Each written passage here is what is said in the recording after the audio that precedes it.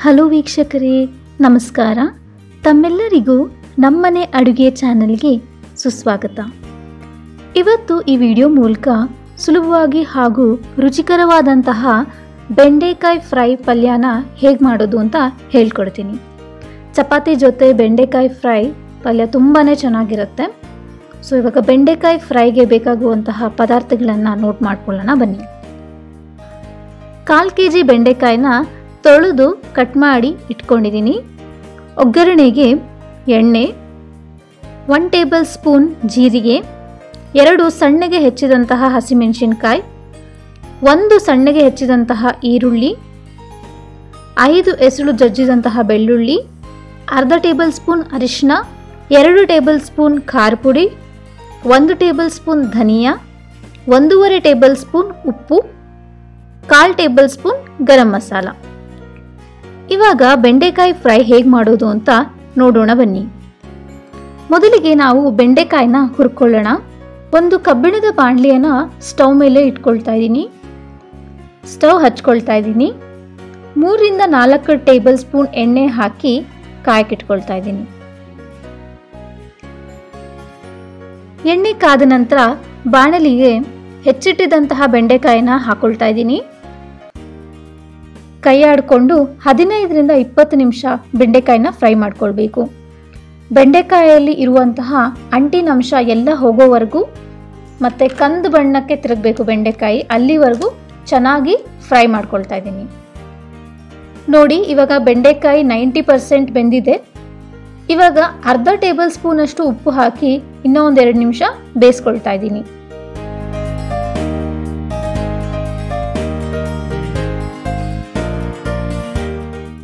ನೋಡಿ, ಇವಾಗ ಬೆಂಡೆಕಾಯಿ ಚೆನ್ನಾಗಿ ಹುರ್ಕೊಂಡಿದ್ದೀನಿ. ಇವಾಗ ಒಗ್ಗರಣೆ ಹಾಕೊಳ್ಳೋಣ. ಒಂದು ಪ್ಯಾನ್ ತಗೊಳ್ತಾ ಇದ್ದೀನಿ. ಸ್ಟವ್ ಹಚ್ಚಿ 3 ಟೇಬಲ್ ಸ್ಪೂನ್ ಎಣ್ಣೆ ಹಾಕೊಳ್ಳೋಣ.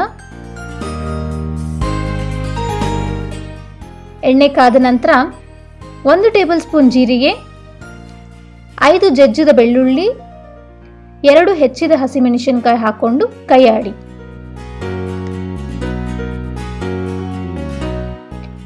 ಬೆಳ್ಳುಳ್ಳಿ ಹಸಿ ವಾಸನೆ ಹೋದ್ಮೇಲೆ ಹೆಚ್ಚಿಟ್ಟಿದಂತಹ 1 ಈರುಳ್ಳಿನ ಹಾಕಿ ಕೈ ಆಡಿಕೊಂಡು 2 ನಿಮಿಷ ಬೇಯಿಸ್ಕೊಳ್ತಾ ಇದ್ದೀನಿ. ನೋಡಿ, ಇವಾಗ ಈರುಳ್ಳಿ ಕೆಂಪಾಗಿದೆ. ಇವಾಗ 1 ಟೇಬಲ್ ಸ್ಪೂನ್ ಅಷ್ಟು ಉಪ್ಪು, ಅರ್ಧ ಟೇಬಲ್ ಸ್ಪೂನ್ ಅಷ್ಟು ಅರಿಶಿನ, 1.5 ಟೇಬಲ್ ಸ್ಪೂನ್ ಖಾರ ಪುಡಿ, 1 ಟೇಬಲ್ ಸ್ಪೂನ್ ಧನಿಯಾ, 1/4 ಟೇಬಲ್ ಸ್ಪೂನ್ ಗರಂ ಮಸಾಲ ಇವೆಲ್ಲ ಹಾಕ್ಕೊಂಡು ಕೈ ಆಡಿ 1 ನಿಮಿಷ ಬೇಯಿಸ್ಕೊಳ್ತಾ ಇದ್ದೀನಿ. ಇವಾಗ ಒಗ್ಗರಣೆ ರೆಡಿ ಆಗಿದೆ. ಹುರಿದಿಟ್ಕೊಂಡಿದ್ದಂತಹ ಬೆಂಡೆಕಾಯಿನ ಈ ಒಗ್ಗರಣೆಗೆ ಸೇರಿಸಿ ಚೆನ್ನಾಗಿ ಕಲಿಸ್ಕೊಳ್ಳೋಣ.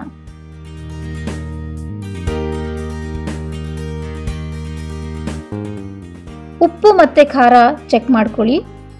ಸ್ವಲ್ಪ ಉಪ್ಪು ಮತ್ತೆ ಸ್ವಲ್ಪ ಖಾರ ಪುಡಿ ಹಾಕ್ತಾ ಇದ್ದೀನಿ. ಚೆನ್ನಾಗಿ ಕಲಸಿ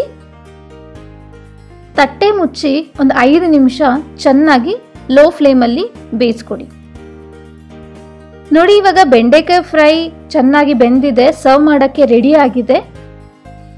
ನೋಡಿದ್ರಲ್ಲ ವೀಕ್ಷಕರೇ, ಸುಲಭವಾಗಿ ಹಾಗೂ ರುಚಿಕರವಾಗಿ ದಿಢೀರ್ ಅಂತ ಹೇಗೆ ಬೆಂಡೆಕಾಯಿ ಫ್ರೈನ ಮಾಡ್ಕೊಳ್ಬೋದು ಅಂತ. ಇದು ಯಾವುದೇ ರೀತಿ ಚಪಾತಿ ಅಥವಾ ರೊಟ್ಟಿಗೆ ತುಂಬಾ ಒಳ್ಳೆ ಕಾಂಬಿನೇಷನ್. ಇದನ್ನು ನೀವು ಟ್ರೈ ಮಾಡಿ ಹೇಗಿತ್ತು ಅಂತ ಕಮೆಂಟ್ ಸೆಕ್ಷನಲ್ಲಿ ತಿಳಿಸಿ.